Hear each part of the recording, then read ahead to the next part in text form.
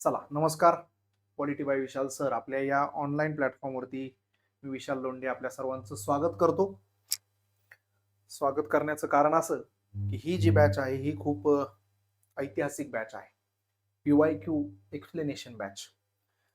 PYQ explanation batch घेण्यामागचं किंवा देण्यामागचं कारण असं की तुम्ही पास होण्यासाठी 70 ते 80% वाटा कोणाचा असेल तर तो PYQचा असतो.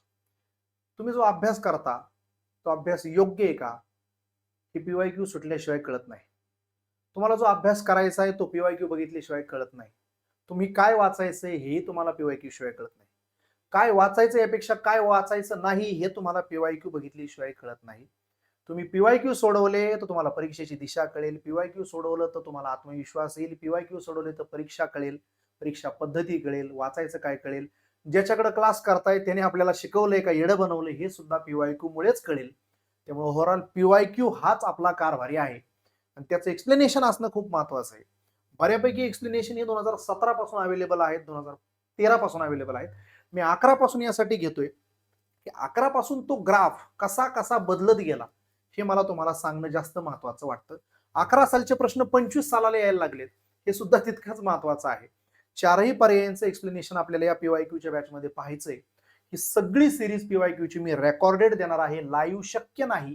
लाईव्ह घेतलं तर 2 कमेंट त्याच्या 2 कमेंट याच्या, कळलं का याच्यापेक्षा माझं मी रेकॉर्ड करेल, माझं मी शूट करेल, प्रॉपर करेल आणि तुम्हाला उपलब्ध करून देईल. तुम्ही ते बघू शकता. आलं लक्षात? सगळे प्रश्न मी लोकसेवा पब्लिकेशनच्या आप्पा हातनुरे सर लिखित लोकसेवा पब्लिकेशनच्या पुस्तकाच्या सिक्वेन्सनुसार आहेत. त्यामुळे पीडीएफची गरज नाही, पेपरची गरज नाही. मी बोलेन तिथं ते दिसेन. ते तसं का तुम्ही त्या पुस्तकावर लिहू शकता. That's it. इतकं साधं सोपं सरळ आहे. त्यामुळे त्याची काही तुम्ही काळजी करू नका.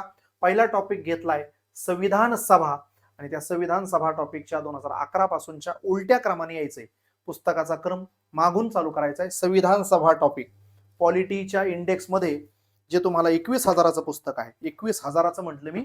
तुम्ही एक्सप्लेनेशन मध्ये बघाल तर तुम्हाला तुमचं टिकणार नाही. घटनेची निर्मिती असं टॉपिक आहे. 2 नंबरचा टॉपिक. पहिला टॉपिक आहे ऐतिहासिक पार्श्वभूमी. दुसरा आहे घटनेची निर्मिती. त्यालाच आपण म्हणू संविधान सभा. त्यानुसार आपल्याला इथं जावं लागणार आहे. घटनेची निर्मिती या टॉपिक मधला पहिला प्रश्न आहे. खालीलपैकी कोण हे भारतीय घटनेच्या समितीचे अध्यक्ष होते? शब्द बघा ना किती सोपा आहे. घटना समिती विचारलंय म्हणजेच कोण? संविधान सभा. आपण असतो गडबडीत. आपल्याला उरकून एका तासात गणितही सोडवायचे असतात. पॅनिक असतो ना परीक्षेमध्ये. पहिलाच पर्याय आंबेडकर दिलेला असतो. सोपा प्रश्न. पहिलाच पर्याय काय दिलेला असतो? आंबेडकर. आपण लगेच मारतो आणि गोल करतो. घटना समिती म्हणजे मसुदा समिती नाही. घटना समितीचे अध्यक्ष डॉक्टर राजेंद्र प्रसाद होते. डॉक्टर आंबेडकर हे मसुदा समितीचे अध्यक्ष होते. मसुदा समितीचे अध्यक्ष होते डॉक्टर राजेंद्र प्रसाद. आणि घटना समिती म्हणजे संविधान सभेचे अध्यक्ष होते कोण? डॉक्टर राजेंद्र प्रसाद. आणि हे होते डॉक्टर बाबासाहेब आंबेडकर मसुदा समितीचे. वल्लभभाई पटेल मूलभूत हक्क आणि अल्पसंख्याक समितीचे अध्यक्ष होते. संविधान सभेने एकूण तिच्या कामकाजात 22 समित्यांची स्थापना केली. त्यातली ही समिती. आणि सोबत प्रांतिक घटना समिती पण एक होती. त्या प्रांतिक घटना समितीचे सुद्धा ते अध्यक्ष होते. प्रांतिक घटना समिती. नेहरू होते संस्थानांसोबत चर्चा समिती. संस्थानांसोबत चर्चा समिती. संस्थानांसोबत चर्चा समिती प्लस केंद्रीय घटना समिती किंवा केंद्रीय अधिकार समिती अशी नेहरूंच्या समिती. केंद्रीय अधिकार समिती किंवा नेहरू मसुदा चिकित्सा समितीचे पण अध्यक्ष होते. डॉक्टर आंबेडकरांची जी समिती होती मसुदा चिकित्सा समिती, ती मसुदा समिती आंबेडकरांची मसुदा तयार करायची, तो तपासण्याचं काम नेहरूंची समिती करायची. प्रश्न फार सोपा असतो. तुम्ही एवढं माझ्यासारखं लिहू नका, ऐका आणि सोडून द्या. संविधान सभा शब्द पकडणं फार गरजेचं आहे. तिचे अध्यक्ष होते घटना समितीचे doctor Rajendra Prasad. Okay, yes. पहिल्या बैठकीच्या वेळी घटना समितीचे उपाध्यक्ष म्हणून कोणाला मनोनीत करण्यात आले? मनोनीत बिनोनीतचे शब्द तिथं डोक्याला हात लावून बसायचं नसतं. कोण उपाध्यक्ष होतं? तर ती व्यक्ती होती घटना समितीचे उपाध्यक्ष म्हणून कोणाला नियुक्त करण्यात आलं होतं? के संथानम, अबुल कलाम आझाद, जॉन मथाई. आता तिथं तात्पुरतं का कायमस्वरूपी असलं काही दिलेलं नाही, बरोबर ना? तिथं तात्पुरतं का कायमस्वरूपी असलं काय दिलंय का? त्यामुळे बाकीचे पर्याय गेले. फ्रँक अँथोनी, 11 डिसेंबर 1946 ला, सॉरी 9 डिसेंबर 1946 ला संविधान सभेच्या पहिल्या बैठकीमध्ये अँग्लो इंडियन समाजाचं प्रतिनिधित्व करत असणारे फ्रँक अँथोनी यांना तात्पुरते अध्यक्ष म्हणून काय करण्यात आलेलं आहे, तात्पुरते अध्यक्ष म्हणून नियुक्त करण्यात आलेलं आहे. कोणाला? फ्रँक अँथोनी यांना. आलं लक्षात? अबुल कलाम आझाद सदस्य, जॉन मथाई सदस्य, के संथानम सदस्य.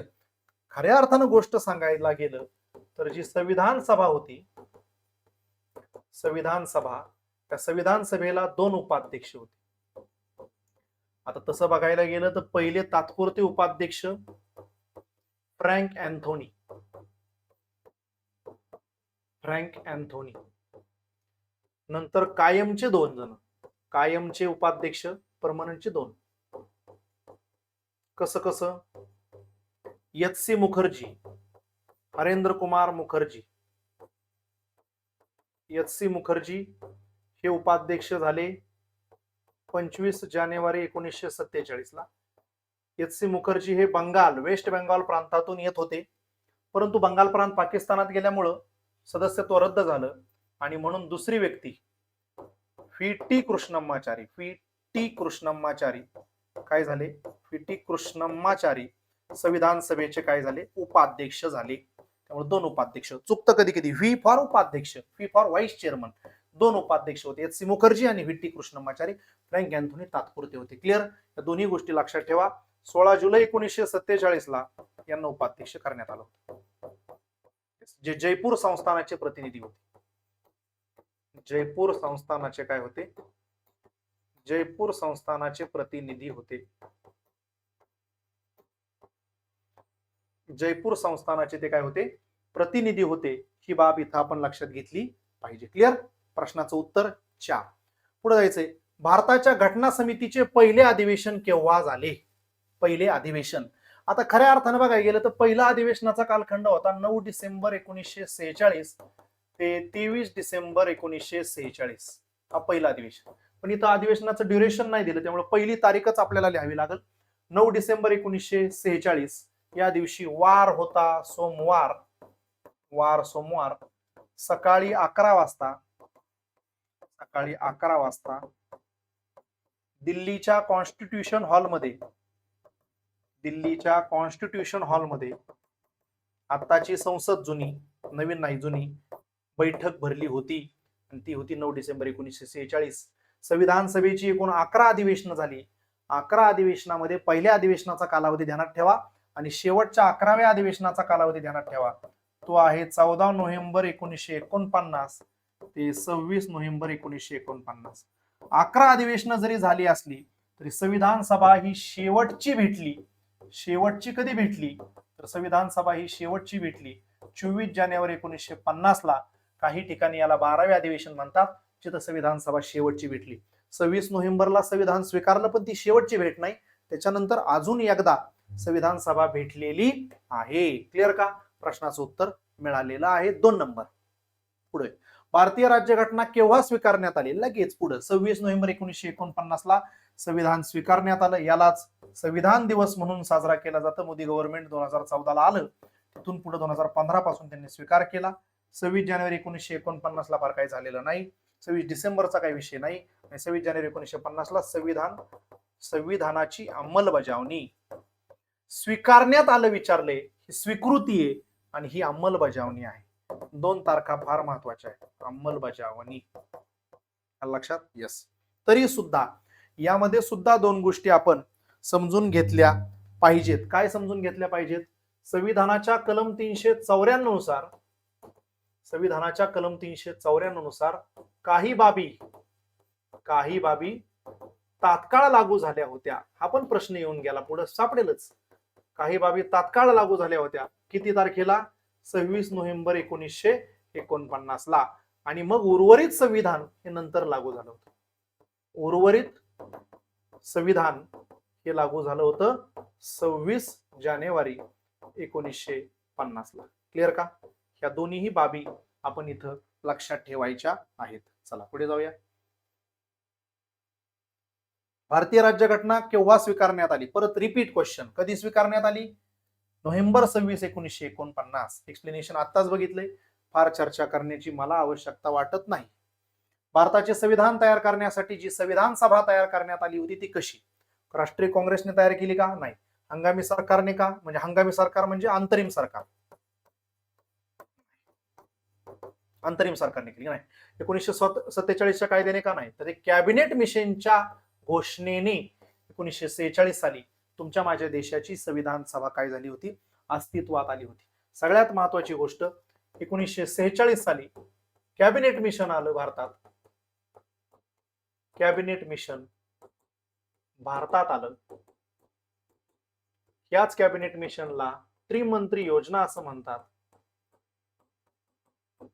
याच कॅबिनेट मिशनला काय म्हणतात? त्रिमंत्री योजना का म्हणतात? त्याच्यात 3 माणसं होती. पहिले होते पेन्थिक लॉरेन्स. मी तुम्हाला एवढे स्पष्टीकरण का देतोय? मी फक्त उत्तरांना रेषा मारू शकत होतो, पण मग काय मज्जा, तुम्हाला उत्तर पुस्तकात दिल्यात. मी एक्सप्लेन का करतो? याची उत्तर पुढे मिळतील जसं मी पुढे येईल, आणि मग तुमच्या चेहऱ्यावर एक प्रकारचं समाधान असेल, ते फार भारी असेल. ते मज्जा आहे त्याची. आता पेन्थिक लॉरेन्स, स्टेफर्ड क्रिप्स आणि एव्ही अलेक्झांडर. कॅबिनेट मिशन भारतामध्ये आलं आणि या कॅबिनेट मिशनने 16 मे 1946 ला आपली योजनेची घोषणा केली. आपल्या योजनेची काय घोषणा केली? आणि या योजनेची घोषणा म्हणजे त्यांनी सांगितलं 389 सदस्यांची काय असेल? भारताला एक संविधान सभा असेल. त्यांनी सांगितलं 389 सदस्य काय असेल?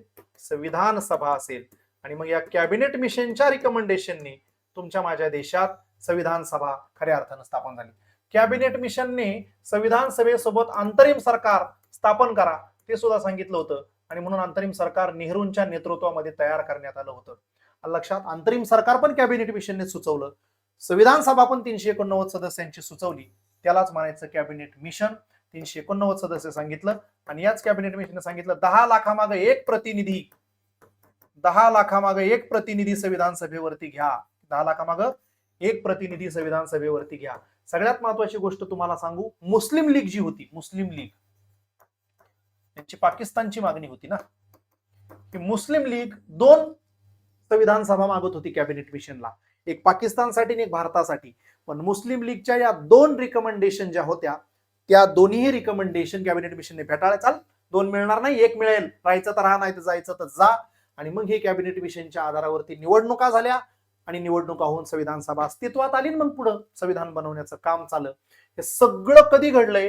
हे सगळं घडलंय इन 1946, म्हणजे आपल्या स्वातंत्र्याच्या बरोबर 4-8 महिने अगोदर म्हणा, वर्षभर अगोदर म्हणा. हे सगळं या तुमच्या माझ्या देशामध्ये घडत होतं. खालीलपैकी कोणती व्यक्ती जी संविधानाच्या मसुदा समितीची सदस्य नव्हती? आपण गडबडीत असतो, आपण एवढंच असतो मसुदा समिती सदस्य, आणि पहिला होते, नव्हती विचारले. गडबड काही कामाची नाही. शेवटच्या प्रश्नापर्यंत परीक्षेला पोहोचायचं असतं, मार्क्स मिळवायचे असतात, प्रेशर असतं, कुटुंबाचं प्रेशर असतं, आर्थिक ताण असतो. परंतु याचा अर्थ असा नाही की प्रश्न चुकीचा वाचायचा. 0 सिली मिस्टेक्स गेट रिझल्ट. 0 चुका तुम्हाला पास करू शकतात. के मुन्शी सदस्य आहेत, नेहरू मात्र मसुदा समितीचे सदस्य नव्हते. बरोबर ना? नेहरू संविधान सभेचे सदस्य होते. आपल्याला प्रश्न पडतो, डीपी खेतान होते. डीपी खेतान यांचं निधन झालं. डीपी खेतान यांचं काय झालं?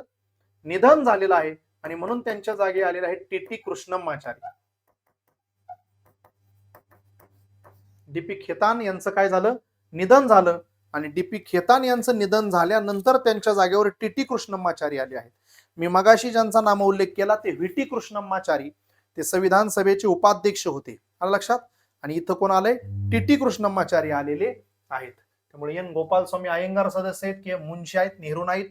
डीपी खेतान, त्याच्यानंतर N Madhavrao, M Hidayatullah, doctor B R Ambedkar, Alladi Krishnaswami Iyer, आणि अजून एक सदस्य कोण? अल्लादी कृष्णस्वामी अय्यर. अशी ही मसुदा समिती एकूण 7 सदस्यांची होती, ही काम करत होती. अल्लादी कृष्ण स्वामी अय्यर नाही, चुकून सांगितलं, एन गोपाल स्वामी अय्यंगार. 1 2 3 4 5 6 एक कोण राहिलं मग? 1 2 3 4 5 6 एक व्यक्ती यस. के मुन्शी पण झाले, कृष्णमाचारी झाले, सदाहतुल्ला यस बरोबर आहे. मग अय्यंगार अय्यर अय्यर सुद्धा त्या मसुदा समितीमध्ये काय होते, कार्यरत होते. अशी ही 7 सदस्य होती. तेच मीच थोडा कन्फ्युजन होतो की 7 सदस्य 7 तर भरले पाहिजेत ना, कमी भरून कसं चालत.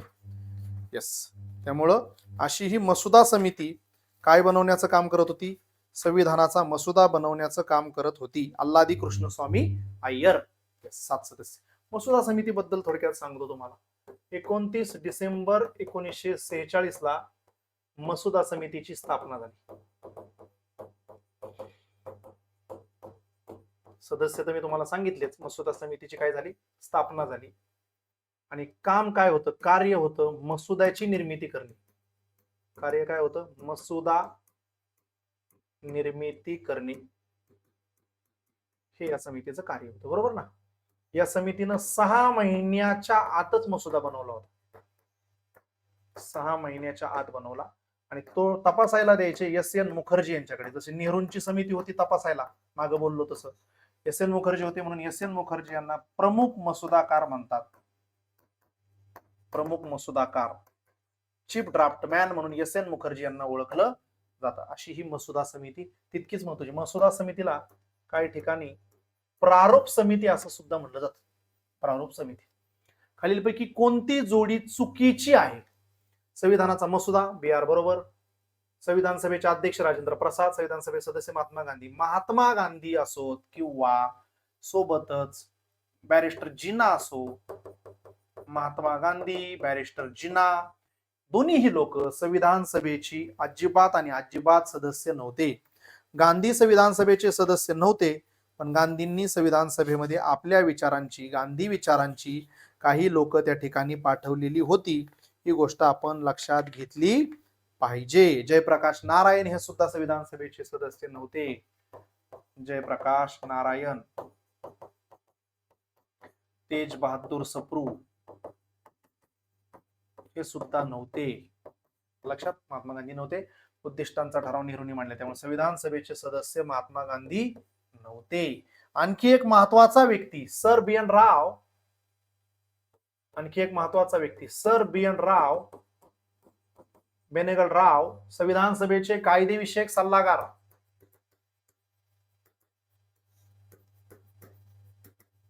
संविधान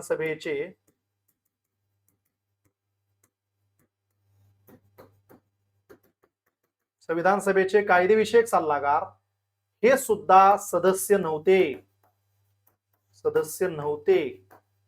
त्यांना थेट नियुक्त केलं होतं लॉर्ड वेवेल या तत्कालीन व्हाईसरॉयने. नियुक्त केलं होतं लॉर्ड वेवेल या व्हाईसरॉयनं त्यांना तत्कालीन कार्यकाळात काय केलं होतं, नियुक्त केलं होतं. ही बाब विसरून चालणार नाही. पुढे जाऊया. खालीलपैकी कोणते वाक्य चुकीचे आहे? घटना समितीची पहिली बैठक 9 डिसेंबर 1946 ला झाली. 1946 ला म्हणजे पहिलं चुकलं. 26 नोव्हेंबर 1949 ला भारताची राज्यघटना स्वीकारली. ही बरोबर आहे. तुम्हाला चुकीचे जर विचारलंय ना, मग पहिलं चुकीचं तुम्ही उत्तर लिहून टाका. मला काय म्हणायचं कळतंय? तुम्हाला चुकीचं विधान विचारलंय आणि चुकीचं विधान निवडत असताना जर संबंधित प्रश्नामध्ये पहिलंच विधान जर चुकीचं आहे, तर आपण खालचा राडा घालायचा कशाला आणि गोंधळ वाढवायचा कशाला? मी म्हणतो, काय बोलतोय कळतंय? पहिलं चुकीचं लिहून टाकायचं. असं परीक्षेत होतं. बरोबर विचारलं जातं पहिलंच बरोबर असतं, वेळ वाचतो. चुकीचं विचारलं जातं पहिलंच चुकीचं असतं, वेळ वाचला. 26 जानेवारी 1950 रोजी राज्यघटना अंमलात आली आणि राज्यघटना तयार करण्यासाठी 2 वर्ष 11 महिने आणि 17 दिवस, काही ठिकाणी 18 दिवस दिले. परंतु हे विधान प्रोबॅबिलिटीचा विचार करता पहिलं विधान जास्त चुकीचं आहे, कारण पहिली बैठक 9 डिसेंबर 1946 ला झालेली आहे. ही गोष्ट आपण या ठिकाणी लक्षामध्ये घेतली पाहिजे. 2 वर्ष 11 महिने 17 दिवस किंवा 18 दिवस 64 लाख रुपये खर्च करून तुमच्या माझ्या देशाचं संविधान बनवलेलं आहे. ही गोष्ट आपण लक्षात घ्या. संविधान 2 भाषेमध्ये होतं. संविधान बनवलेलं इंग्रजी भाषेतही होतं आणि संविधान हिंदी भाषेतही होतं. दोन्ही भाषांमध्ये संविधान निर्माण करण्यात आलेलं आहे. तुम्ही सिक्वेन्सने चाला. पुस्तकात मागून या. आलं लक्षात? यस. संविधान सभेचे कायदेविषयक सल्लागार कोण होते? आत्ताच बोललो, BN राव कायदेविषयक सल्लागार होते. आलं लक्षात? BN राव यांनी म्यानमार देशाचं सुद्धा संविधान बनवलं. म्यानमार देशाचं सुद्धा संविधान बनवलं.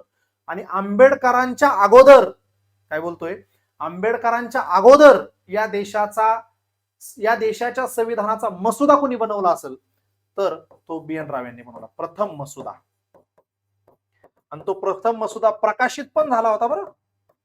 प्रकाशित सुद्धा झाला होता ऑक्टोबर 1947 ला. सगळ्यांच्या अगोदर BN राव यांनी मसुदा बनवलाय. BN राव यांनी म्यानमार देशाचं संविधान लिहिलं. एवढंच नाही तर आंतरराष्ट्रीय पातळीवरती BN राव यांनी भारत देशाचं प्रतिनिधित्व केलेलं आहे. ही बाब सुद्धा तितकीच महत्वाची आहे. म्यानमार देशाचं संविधान तर बनवलंच, वरून भारताचं प्रतिनिधित्व सुद्धा केलेलं आहे BN राव. राजेंद्र प्रसाद तर अध्यक्ष होते. नेहरू प्रमुख व्यक्ती, डॉक्टर आंबेडकर मसुदा समितीचे अध्यक्ष होते. संविधान समितीचे आत्ता प्रश्न आला, मसुदा समितीचे अध्यक्ष कोण होते? Doctor BR Ambedkar. सच्चिदानंद सिन्हा बिहार प्रांतातून संविधान सभेवरती आले होते. सच्चिदानंद सिन्हा सर्वात ज्येष्ठतम सदस्य, सर्वात कोण होते? ज्येष्ठतम सदस्य. आणि म्हणून फ्रान्स देशाच्या पद्धतीचं काय करण्यात आलं? अनुकरण करून सच्चिदानंद सिन्हा यांना संविधान सभेने तात्पुरते काय केलं? अध्यक्ष केलं. तात्पुरते अध्यक्ष. सच्चिदानंद सिन्हा सर्वात सिनियर होते, ही बाब लक्षात ठेवा. बिहार मधून संविधान सभेवरती सच्चिदानंद सिन्हा यांच्या नावाची शिफारस कुणी केली होती? तर JB कृपलानी यांनी केली होती. JB कृपलानी यांनी त्यांच्या नावाची शिफारस केली होती. मसुदा समितीचे अध्यक्ष कोण आहे असं विचारलंय. मी एक्स्ट्रा इन्फॉर्मेशन यासाठी सांगतो की तुम्हाला हे सगळं करावं. एक्सप्लेनेशन चालतंय, फक्त रेषा मारायचे कार्यक्रम चाललेला नाही. राष्ट्रीय ध्वज समितीचे अध्यक्ष कोण होते? झेंडा समिती. संविधान सभेच्या एकूण 22 समित्या, 22 समितीतली ध्वज समिती, तिचे अध्यक्ष डॉक्टर राजेंद्र प्रसाद. क्लिअर? डॉक्टर राजेंद्र प्रसाद, डॉक्टर साहेब हे सुद्धा बिहार प्रांतातूनच संविधान सभेवर आले होते. बिनविरोध अध्यक्ष म्हणून निवड झाली होती.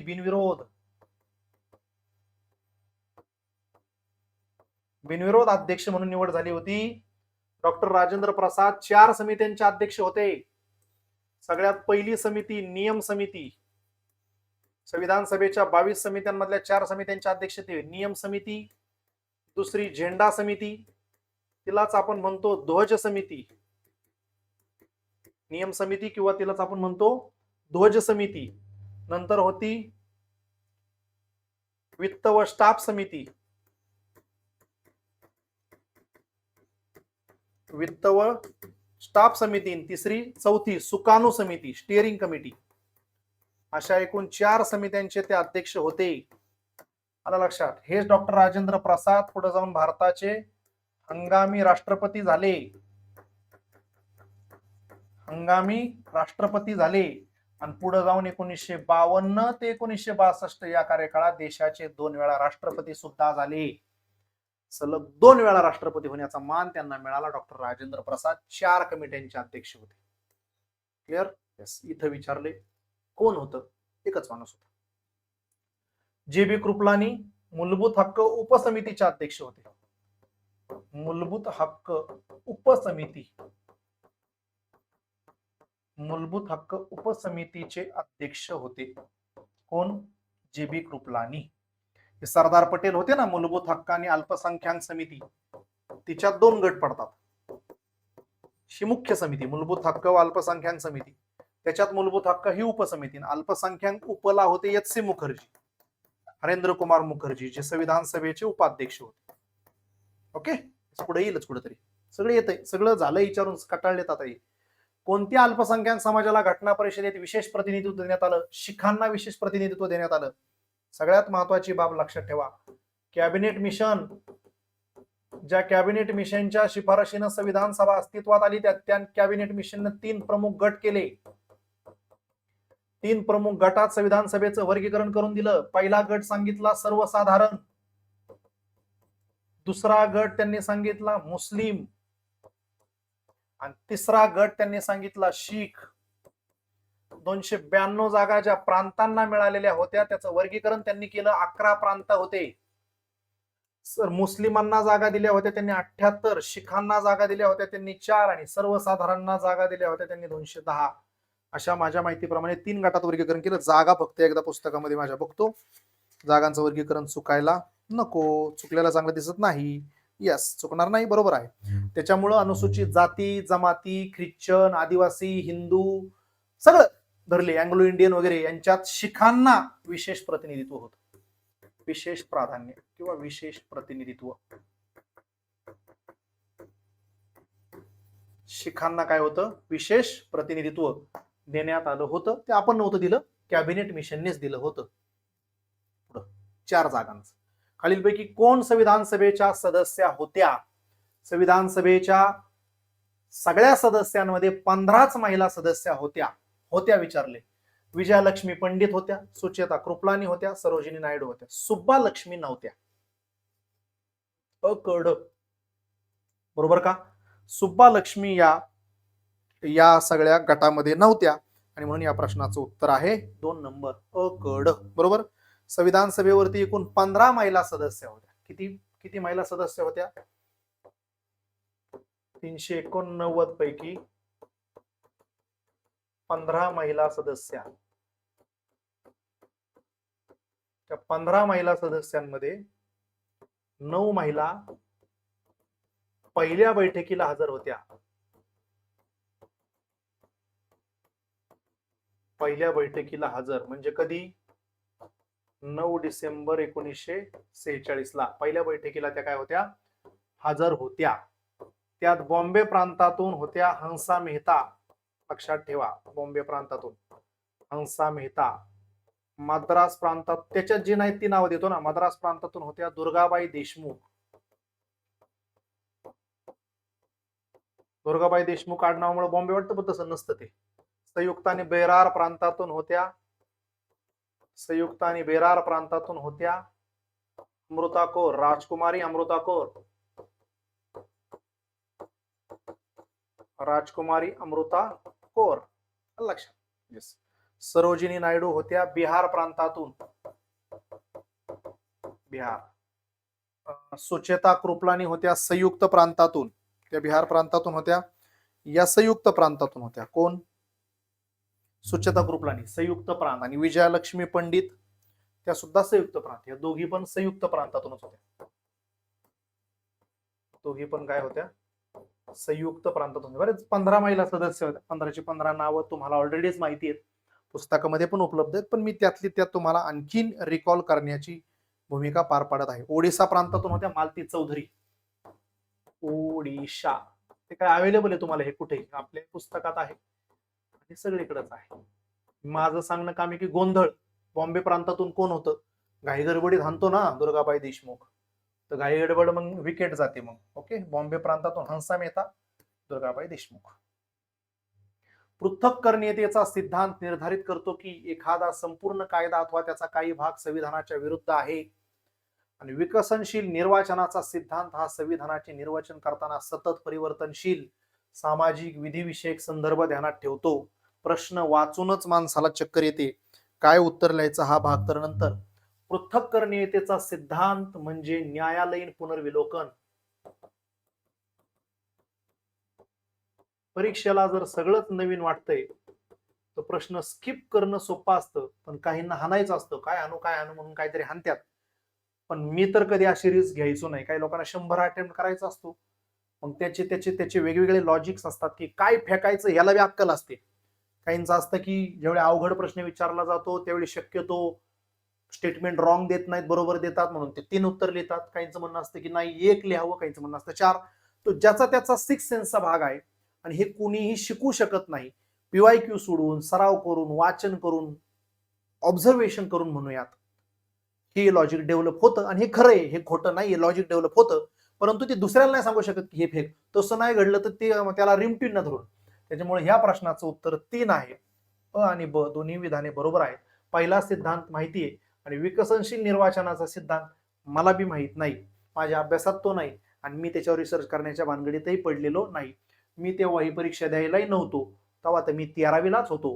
त्याच्यामुळे मलाही त्याची काळजी लागलेली नाही. पण पुढे हा इलेक्शन कमिशन मध्ये तुम्हाला येईल असलं काही फालतू नाहीये. निर्वाचनाचा सिद्धांत आणि विकसनाचा निवडणूक आयोगाचा काही संबंध नाही. निर्वाचन आयोग वेगळा आहे. आलं लक्षात? काही थिअरी आहेत ज्या युनिव्हर्सिटीच्या सेट आणि नेट एक्झाम होतात तिथं आहेत, त्याच्या संदर्भात हा प्रश्न विचारला होता. असो, याच्यात फार पडू नका. पृथक्करणतेचा सिद्धांत न्यायालयीन पुनर्विलोकन असा आहे. चला, संविधान तयार करण्यासाठी किती समित्या होत्या सांगितलं? एकूण 22 समित्या होत्या. किती?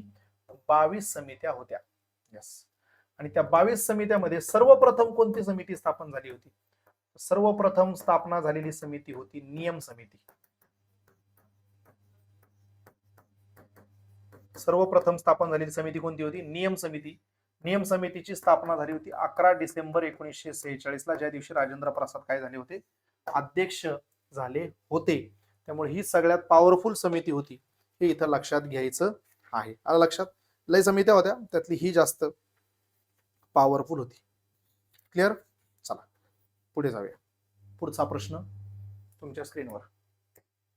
संविधान सभेच्या मूलभूत हक्क समितीचे अध्यक्ष झालं कोण? सरदार पटेल. बरोबर. मूलभूत हक्क समितीमध्ये परत 2 गट, मगाशीच सांगितलं. मूलभूत हक्क उप समिती, तिचे अध्यक्ष कोण? JB कृपलानी. सरदार पटेल मूलभूत हक्क प्लस अल्पसंख्याक समितीचे पण अध्यक्ष होते. मग अल्पसंख्याक समितीचे पण तेच अध्यक्ष, आणि अल्पसंख्याक उपसमितीचे कोण? झालं मगाशीच HC मुखर्जी. HC मुखर्जी. वल्लभभाई पटेल अजून एका समितीचे अध्यक्ष होते, प्रांतिक घटना समिती. प्रांतांसोबत चर्चा, त्याचे नेहरू.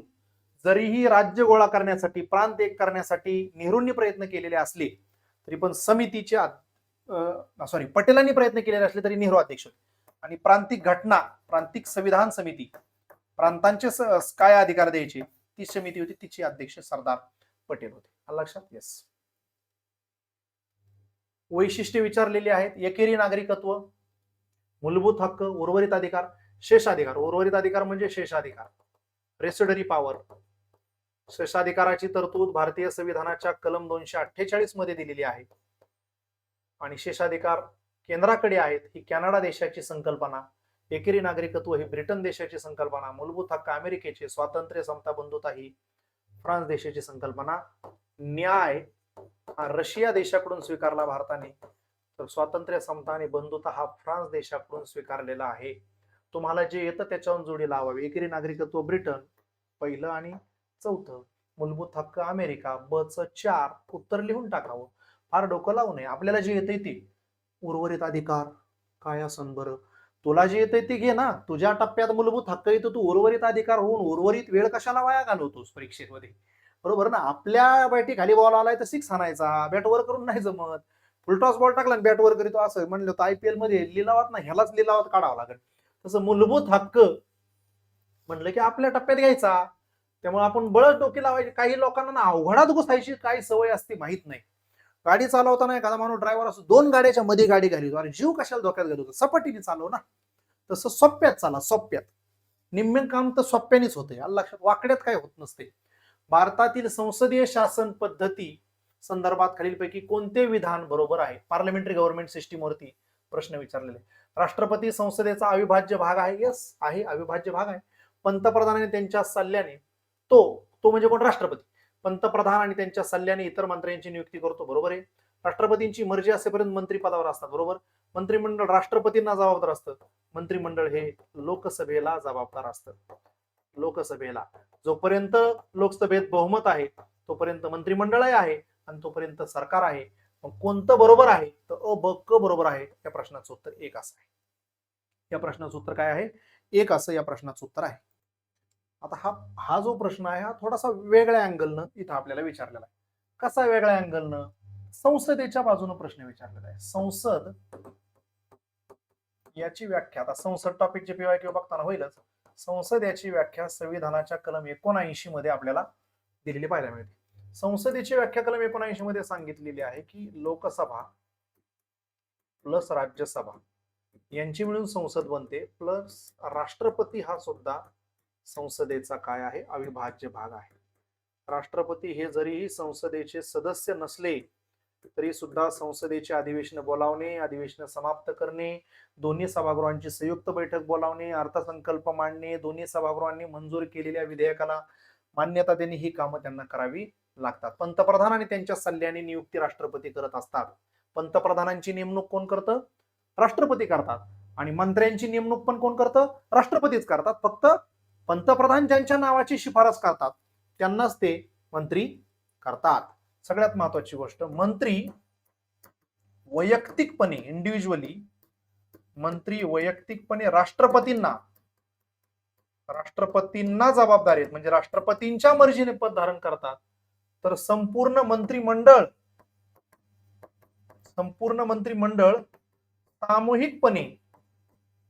सामूहिकपणे लोकसभेला जबाबदार आहे. जोपर्यंत बहुमत आहे तोपर्यंत मंत्रिमंडळाला कोणी हटवू शकत नाही. बहुमत गमावले मंत्रिमंडळ विसर्जित होईल. पंतप्रधान आपल्या पदाचा राजीनामा देतील, मंत्रिमंडळ विसर्जित, आणि राष्ट्रपतींच्या मर्जीने मंत्रीपद धारण करतात. त्यामुळे मंत्र्याला राष्ट्रपती केव्हाही हटवू शकतात. आणि राष्ट्रपती मंत्र्याला हटवतात म्हणजे स्वतःच्या मनाने नाही, तो पंतप्रधानांचा सल्ला असतो की मंत्र्याला हटवा, आणि पंतप्रधानांचा असा सल्ला त्यांना पाळावाच लागतो. भारतातील राष्ट्रपतींद्वारे होणारी राज्यपालांची निवड ही पद्धत कोणत्या देशाकडून स्वीकारलेली आहे? कॅनडा याचं उत्तर आहे. दोन गोष्टी इथं बाजूला सारतो लगेच. राज्यपाल याचा विचार केला तर हे पद 1935च्या कायद्यातून स्वीकारले गेले. 1935च्या कायद्यातून स्वीकृती.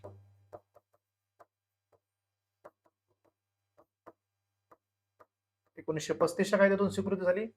तर राज्यपालाची नेमणूक केंद्राचा प्रतिनिधी म्हणून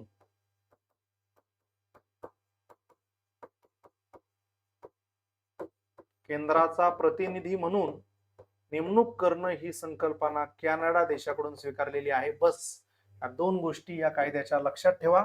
राज्यपाल हा राज्याचा प्रमुख असतो, किंवा त्याला राज्याचा प्रमुख म्हणायचा, राज्य प्रमुख म्हणा, हेड ऑफ द स्टेट असतो, राज्य प्रमुख असतो. राज्याचा तो कार्यकारी प्रमुख असतो, कारण शासन प्रमुख मुख्यमंत्री असतो, कार्यकारी प्रमुख असतो, राज्य प्रमुख असतो. लक्षात. राज्यघटनेच्या प्रशासकीय संदर्भात तरतुदी केल्यात. राज्यघटनेने प्रशासकीय आणि वैधानिक एकता, ऍडमिनिस्ट्रेटिव्ह आणि स्टॅच्युटरी युनिटी राखण्यासाठी खालीलपैकी कोणत्या तत्वांचा स्वीकार केलेला आहे? आता असे प्रश्न ज्यावेळी येतात त्यावेळी आपल्याला कळतच नाही, आपलं खालतीवरती सुधरत नाही, आपल्याला काय करायचं. मी असलो वरीलपैकी सर्व लिहून टाकत असतो, परंतु प्रश्न वाचला पाहिजे. प्रशासकीय आणि वैधानिक एकता ठेवण्यासाठी न्याय व्यवस्था आहे, तिने एकता राहिली. मूलभूत नागरी फौजदारी कायद्यात समानता आहे आणि अखिल भारतीय सेवा आहे, त्याच्यामुळेच ही एकता टिकून आहे. वरीलपैकी सर्व. काय सांगावं काय ठेवावं असं काही प्रश्नांमध्ये होतच. तसा हा एक प्रश्न आहे, त्याच्यामुळे मी तर वरीलपैकी सर्व लिहिलं असतं, नाही तर मग स्किप करून आलो असतो. काय काय अशा वेळी काय जजमेंट काढणार आपण? किती वेळा प्रश्न वाचला तरी काय उत्तर लिहू, अ लिहू, काय लिहू?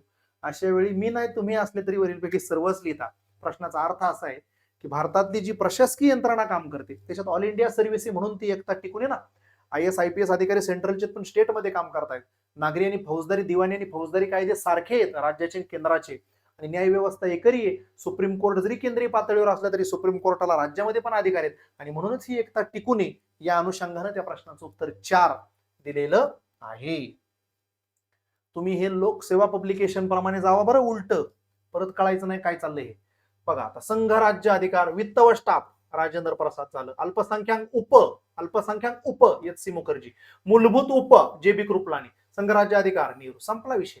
तुम्हाला जे येतंय ते घ्या. ब येत होतं मला, बच 3 झालं, उत्तर आलं.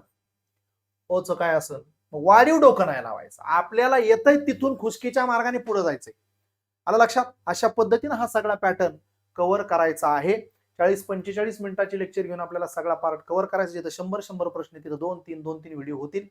त्यामुळं टप्प्याटप्प्यानं आपण प्रश्न कव्हर करणार आहोत. ओके, फर्स्ट सेशन तुमच्यासाठी उपलब्ध करून दिलेला आहे. खूप खूप धन्यवाद. Thank you so much. जय हिंद, जय महाराष्ट्र.